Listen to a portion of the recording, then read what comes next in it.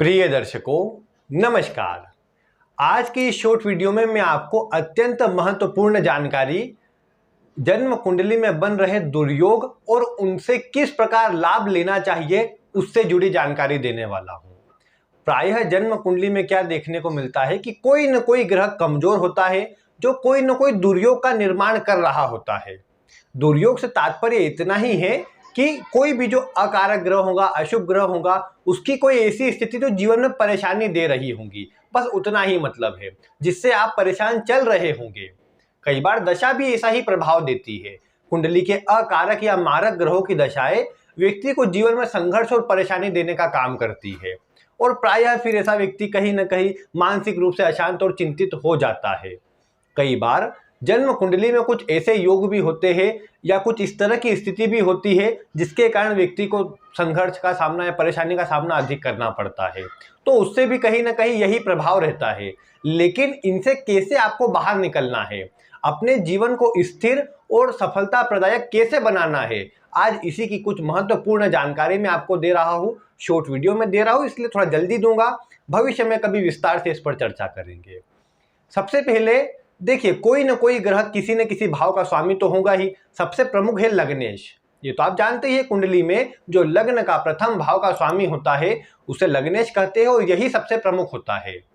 ये आपकी कुंडली में जिस भाव में बैठेगा उस भाव का प्रभाव अगर आप अपने जीवन में शुभ प्रकार से नहीं लेंगे तो निश्चित ही आपको फिर परेशानी का सामना करना पड़ेगा। यानी मान लीजिए, जैसे आप जानते हैं सामान्य सा योग कि लग्नेश जब भी 6, 8, 12 भाव में होता है तो इसे अवयोग कहते हैं। लेकिन अवयोग अगर आपकी कुंडली में बना हुआ है, जीवन में आप जानते हैं कि ये जीविकोपार्जन के लिए संघर्ष करवाता है, आप चाहते हैं कि इसके प्रभाव को ठीक कर ले, तो आपके पास कुछ अलग अलग ऑप्शन है इसे ठीक करने के। जैसे आप चाहे तो जन्म स्थान से दूर जाकर विदेश में जाकर बस सकते हैं, ये भी आपको अच्छा प्रभाव दे सकता है।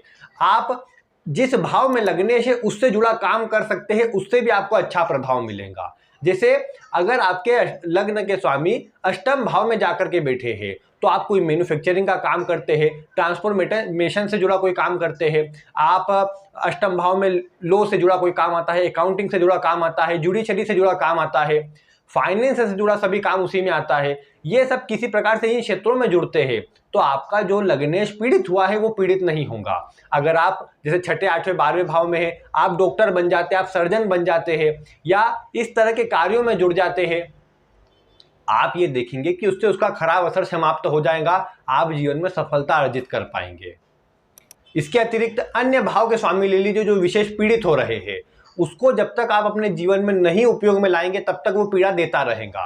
कोई दशा है, समझ लीजिए कोई दशा आपको खराब चालू हो गई, वो दशा आपको परेशान कर रही है, कोई ग्रह अष्टम भाव में है उसकी दशा चल रही है, जब तक उसका उपयोग नहीं लेंगे तब तक वो परेशान करेंगी। और उपयोग लेने का वही तरीका है, आप ये तो जानते हैं कि कौन सा ग्रह किस भाव में है और जो भाव में बैठा है वो भाव कौन कौन सी चीजों को बताता है। जैसे 12वें भाव में है तो 12वां भाव परिवर्तन का है, योगा प्राणायाम मेडिटेशन का है, एकांतवास का होता है, विदेश जाने का होता है, यात्राओं का होता है, तो हॉस्पिटल का भी होता है और जेल का भी होता है। तो इन सब चीज़ों से किसी प्रकार से अगर आप लिंक रहेंगे तो ये आपके लिए बहुत अच्छा रहेगा। आप डेली अगर 12वें भाव में कोई ग्रह अशुभ योग में है, आप मेडिटेशन डेली कर रहे हैं, ध्यान कर रहे हैं, या नहीं तो डेली सिर्फ राउंड बेसिस पर 5 मिनट के लिए आप हॉस्पिटल में जाकर के बैठ के आ जा रहे हैं, ये कुछ ऐसा लग सकता है किसी को कि ये तो सब व्यर्थ की बात है, लेकिन वास्तविकता में प्रभाव ऐसा ही मिलता है। कोई भी ग्रह जिस भी स्थिति में बैठा है वो ऐसा कोई कंफर्म नहीं बोल सकते कि यही रिजल्ट देगा, क्योंकि वहां पर एक ही भाव में बहुत सी चीजें आती है और वो बहुत सी चीजें अलग अलग प्रभाव दे सकती है।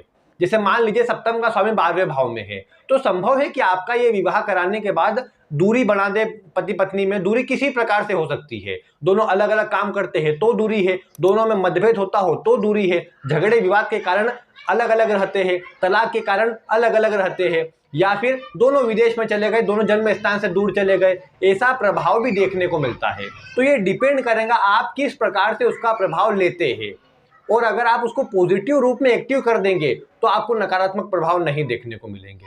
फिर जो भी दशा आपको चल रही है, जो भी ग्रह अवस्था बनी हुई है, उसके लिए आपको यही करना है कि जिस भाव में है, जिस ग्रहों से लिंक में आ रहा है, उसके अनुसार कार्य में जुड़ जाइए। आप देखेंगे कि जीवन में सफल हो जाएंगे।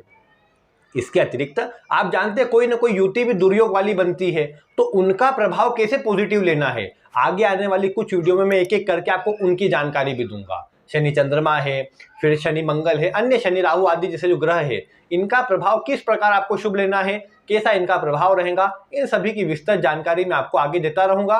उन वीडियो को देखने के लिए आप चैनल को सब्सक्राइब कर लीजिए। डेली आपको मैं कोशिश करता हूं 2 वीडियो देता हूं, जिसमें एक शॉर्ट वीडियो में इस तरह की सामान्य जानकारी और आगे जो एक लॉन्ग वीडियो मिलती है वो श्रृंखला से जुड़ी हुई चलती रहती है। तो उन सब वीडियो की आपको जानकारी मिलती रहेंगी। आपके मन में भी कोई प्रश्न है, आप वीडियो में कमेंट कर दीजिए, आपको उनके उत्तर भी समय समय पर दिए जाते हैं, तो वो भी आपको मिल ही जाएंगे। और किस विषय पर आप वीडियो देखना चाहते हैं ये भी आप बता सकते हैं। तो आज की वीडियो में बस इतना ही। वीडियो देखने के लिए आपका बहुत बहुत धन्यवाद।